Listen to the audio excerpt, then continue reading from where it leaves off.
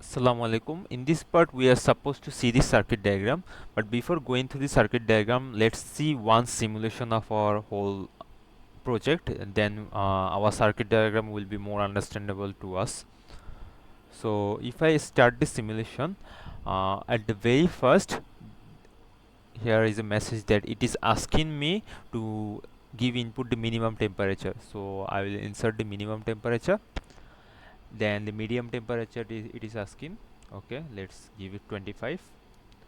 Then it is asking max temperature. Okay, let's say this is 40, and then one critical temperature, let's say this is 50.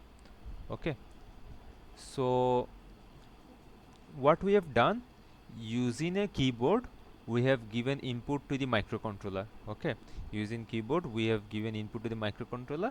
So the microcontroller is the keyboard is connected to the port 3, the port 3 of our microcontroller. So let's draw this.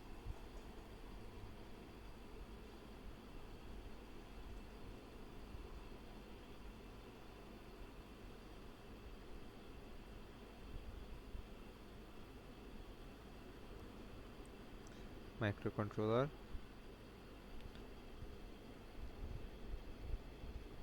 port 3 is connected to a keyboard. Then to see the inputs what we have given and to show the message, we have connected one LCD. This LCD is connected to port 2. Okay, LCD is connected to port 2.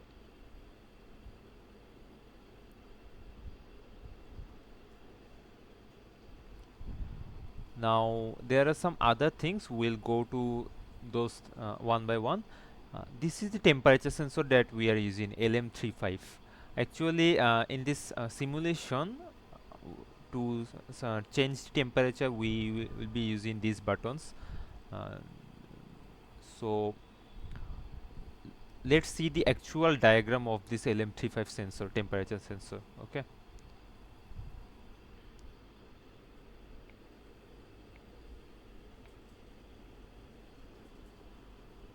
in reality the LM35 sensor looks like this. So there is a pin for our VCC. Here it is written 4 to 20 volt, but it is better not to give so much high voltage. We will be giving 5 volt, and another port is for our ground. The middle pin, this one, this will actually give the temperature. uh, so it will sense the temperature through this surface and give the value through this pin. So this pin actually gives us analog values, analog temperature values, but we already know that our microcontroller cannot handle analog values, so it will be handling digital values. So we'll be converting these digital values using this analog value, this analog value using an analog to digital converter. This will be converted to digital values, and then this will be fit to our microcontroller. So in our case we'll be using ADC 0804, maybe ADC, yes, 0804. This is the simplest one that we have seen our codes, ADC 0804. And now already our 3 ports, 0804 is connected to port 0, 0804 connected to port 0. Already 3 of our ports are finished, and we are left with only port 1. So port 1 will be used to actually control the motors, then to control the LCD we need some other pins also, so that pins will be used from port 1. And to control the analog to digital converter also we need some extra pins that will be also from port 1. Okay, so now we'll go through each of the modules one by one and see how this works. Okay, so at first let's see the circuit diagram for ADC 0804. We have already seen this one in our theory course. So if I write this V in port, this V in port actually sends the temperature. So here they have used a potentiometer to actually change the value of the temperature sensor. So in a hardware also, instead of using a actual temperature sensor, we'll be using this kind of circuit, potentiometer circuit. We'll see this one later on. And the V in ground, analog ground, then the R ground, CS, RD, all of these are ground. Actually, this is called free running mode. Free running mode means we have only this ADC. We are not. We are using only one ADC, so we don't need to control this CS when we need this CS. If we have more than one ADC, okay. So actually, as we are using only one ADC and we'll be always reading the values from the ADC, we don't need to check, we don't need to make the RD ground to read this value. We'll actually continuously reading the values from the ADC. So we have also grounded this one, this chip select, the read pin, and the digital ground pin. All of these are grounded, and this clock R and clock in connected to in this format for the internal clock pulse. And these pins, this will actually give input to the microcontroller. After converting this input voltage, this pin will convert, this pin will give output to the microcontroller. And WR pin and INTR pin, WR pin actually uh, starts the writing process, start the conversion process. If we given low to high pulse, then the conversion process will actually start. So in this software, uh, this WR, we can see that WR, this is connected to the microcontroller. In software, a microcontroller port 1.3, okay. But in case of hardware, we don't need this pin, okay. Why we don't need it? There is an internal mechanism, internal clock pulse that the SAR has made for the board, that is automatically built in, that is automatically giving a built-in pulse to WR, and we don't need to connect this one. But in this software we need this, in the hardware we don't need this, okay. So let's again go.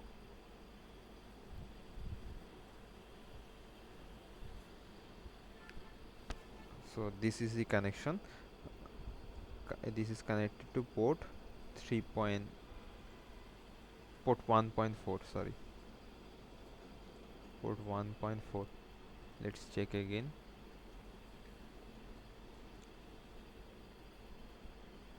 Yes, sorry, 1.3. This is connected to 1.3, okay. So this part is up to the ADC. Then we already know the connection diagram for keyboard and connection diagram for LCD. So let's just review those things, okay. These pins are connected directly to the LCD, and RSRW, RS pin is connected to the LCD, to the microcontroller. Enable pin is also connected to the microcontroller, but we have actually made this RW pin grounded. So why we have made this already grounded? If you remember, in case of the theory, what we did, there was a function called ready that continuously check the status of port 1.7, okay. Port 1.7 means digital, and this one, okay, D7, okay. So in case here our LCD is connected to port 2, so let's write port 2.7. Port 2.7 will not do this one, okay. Will be continuously will not check the status, whether it is programmable or not. Will always program the LCD. So for this reason we'll not check this one, and this RW is needed when we need to actually read values from the LCD. But here, as we don't check the status of port 2.7, we don't need the read function. We always write the write on LCD. So we can for writing, we need to make RW grounded, or clear this pin. So we have connected this one to the ground. This will be always connected to the ground, and VSS to the your VDD to the 5 volt, VSS to the ground. This is the circuit. Okay. Now for the keyboard, if you can remember, the rows were connected to one port, and the columns rows were connected to one port, and columns were connected to another port. But here we have connected all the pins through one of the port. Okay. And there is not much difference. Here we'll be doing bitwise operation. We'll see this part in the code. Okay, how we have converted the keyboard in one port, we'll see this in the code. Okay, there is nothing to worry now. Now we'll see the connection of motor. Okay, so let's say we'll be using two pins from the microcontroller to control our motor. So how the motor works? Okay, if this is a motor, this is two pins. If we connect, give a positive voltage here and negative voltage here, let's say the motor will rotate clockwise. Okay, so how to rotate this anti-clockwise? If we just alternate the polarities, if we give negative voltage here and positive voltage here, these are DC motors. Okay, so DC motors will just make the polarity different, make the now this will make anti-clockwise rotation. Okay, so here we will follow this principle. We don't need to actually control the rotation of our motor. Okay, so always we'll make one port grounded and control the other ports. This port will be controlled, but so if this pin is grounded, we'll just need one pin from the microcontroller to control the motor. We'll need only one pin. Okay, so here this pin is this fan actually means the control pin of our motor. Okay, so this is connected to port 1.0, so this control pin will be connected to port 1.0. But we cannot just directly connect it with the microcontroller. Okay, we cannot do this.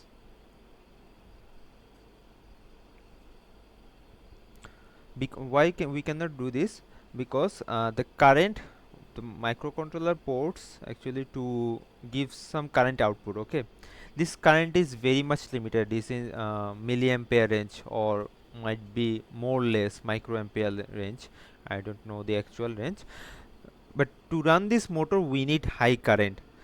For example, 1 ampere or 2 ampere current will be needed. So microcontroller cannot give this amount of high current. Okay, so what we'll do, we'll use a mechanism called motor driver.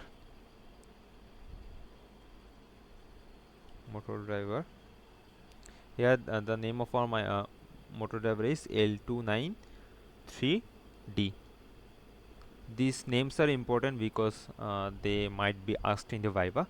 So how this motor driver works? Okay, so the motor driver actually can control two motors. Okay, if we see the actual diagram,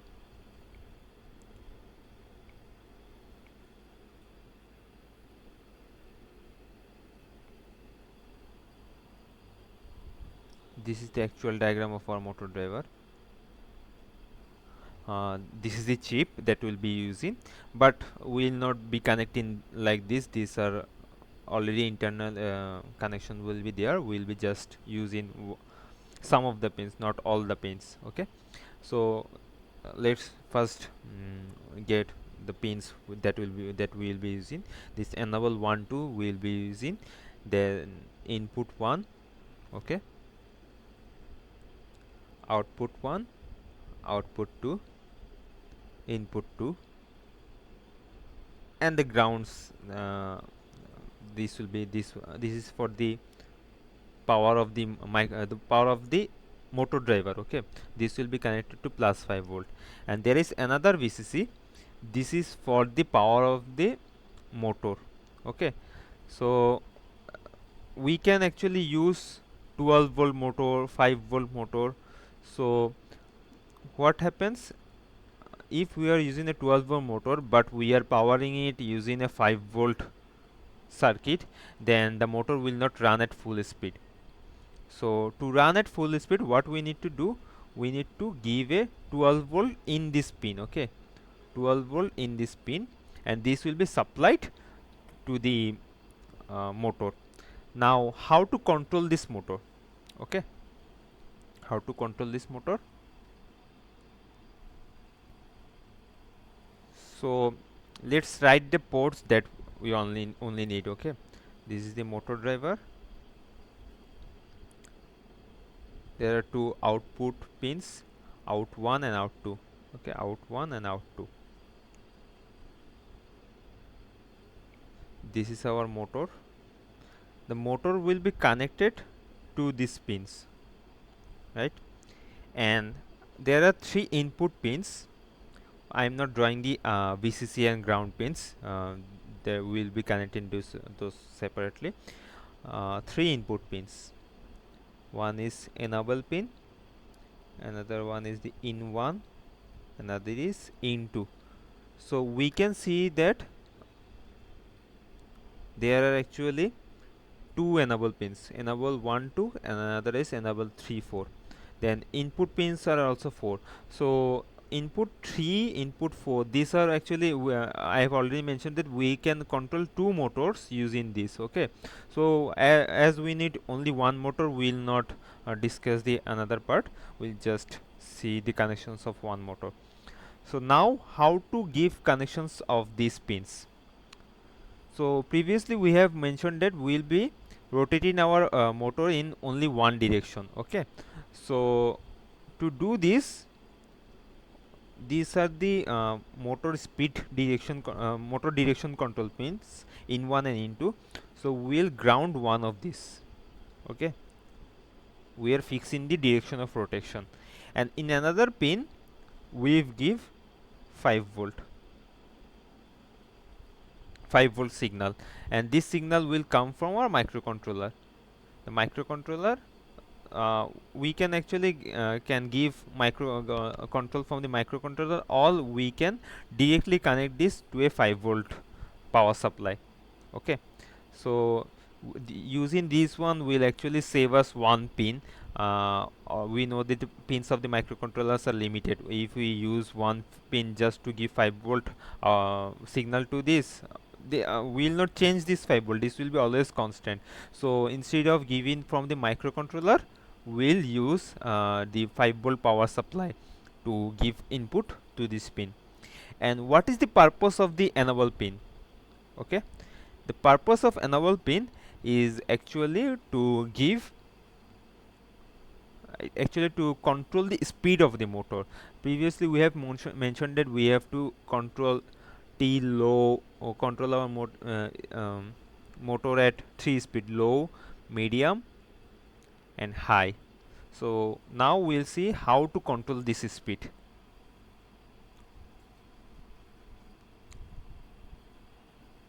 So to control the speed of the motor, we'll be using a technique called pulse width modulation, or PWM. So how the motor works? So let's say this is 0 volt and this is 5 volt.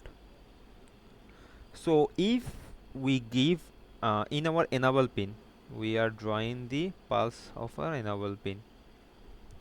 So if we give a 5 volts supply to this enable pin using the microcontroller, from microcontroller we'll be giving signals like set bit, port 1.0, then the motor will run at full speed, okay. So now let's say we want to run our motor at a medium speed. Then what we need to do, instead of making is continuously set bit, we need to now give a pulse like this. Okay, pulse like this. So here is 50% high, 50% low. So motor will run at half speed, let's say.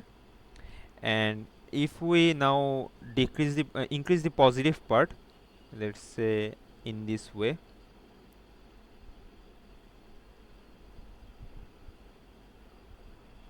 so the speed will increase. And if you want to decrease the speed, we'll increase the negative part. Okay,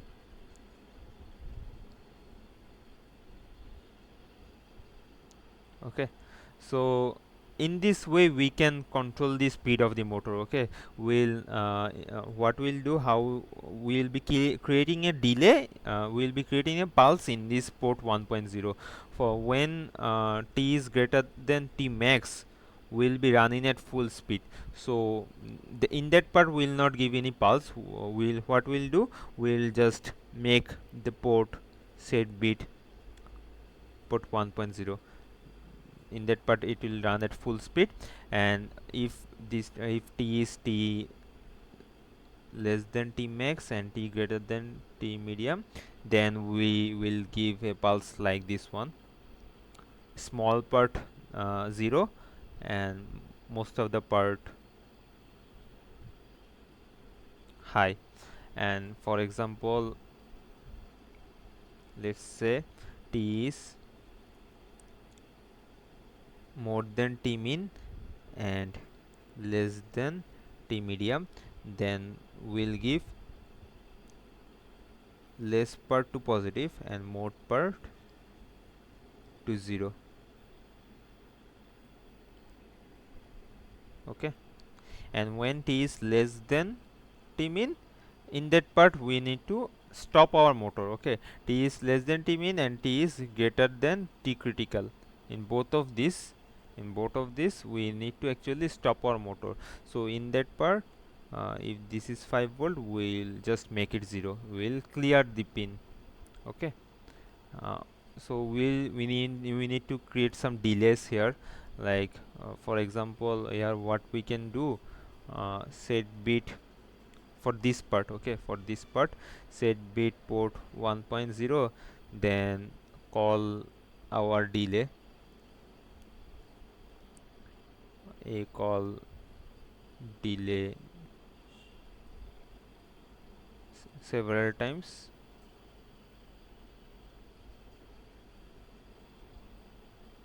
Then for this part, making it clear, just clear port 1.0 and just delay once. Okay, as we need to for most of the times we are making it 5 volt, and for less part we are making it clear. So in this way we can create some delays and control our circuit. Okay, so actually here I have mentioned that I will be giving this pulse to enable pin and making our in one 5 volt. We can actually do both of these. What can we do? Instead of uh, let's draw this again. In2 will be always grounded, in2, and this is in1, this is enable. In enable we'll be giving pulse, and in1 we are using 5 volt, but we can use the alternate one also. Okay,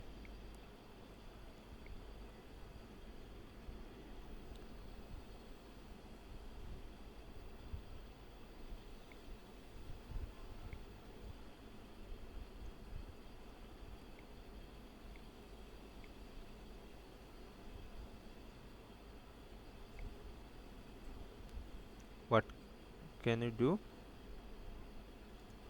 We can give 5 volt here and give pulse here. Okay, both of this will work.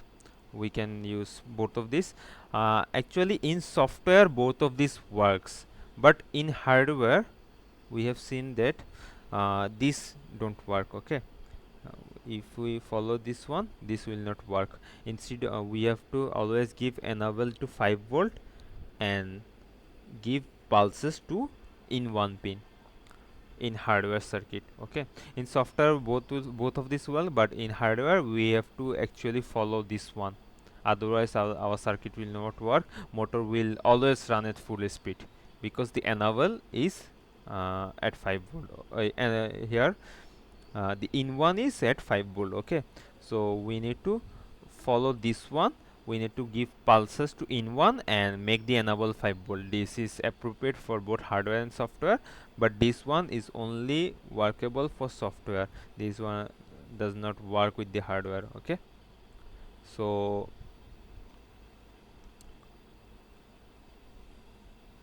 up to this, these are the connections of motor driver.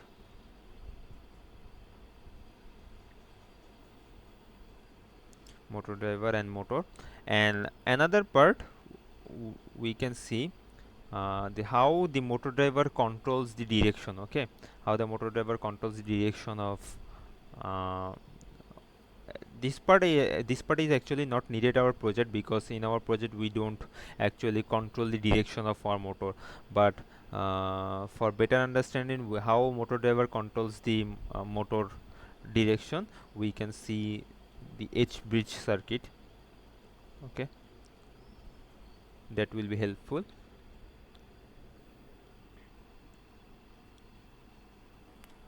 So we need to add some bonus task for our project. So for bonus task, what we have done, we have added a buzzer.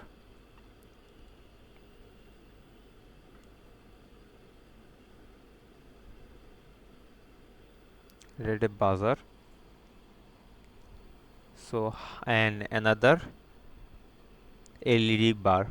Okay, so how these two works?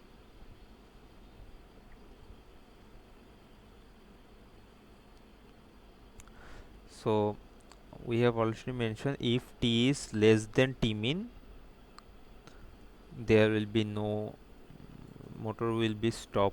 Okay, so motor will be stop. If t is in between t min and t medium, motor will run at low speed. If t is less than t maximum and greater than t medium, motor will run at high speed. And if t is more than t maximum, okay, more than t maximum, but it needs to be less than critical temperature, then it will run at full speed. Okay, and if t is greater than t critical, then the motor will again stop. So what is the work of buzzer? When this condition will be met, when we'll go to more than t critical, then the buzzer will make sound. And the LED bar, so when we are at low speed, one LED will be turned on. When we are at high speed or medium speed, two LEDs will be turned on. And when we are at full speed, three LEDs will be turned on in the LED bar. So we'll see this in our next video. In the next video we'll see the Proteus simulation. Then most of the parts we have seen here, most of the theories, this will be clear. Thank you.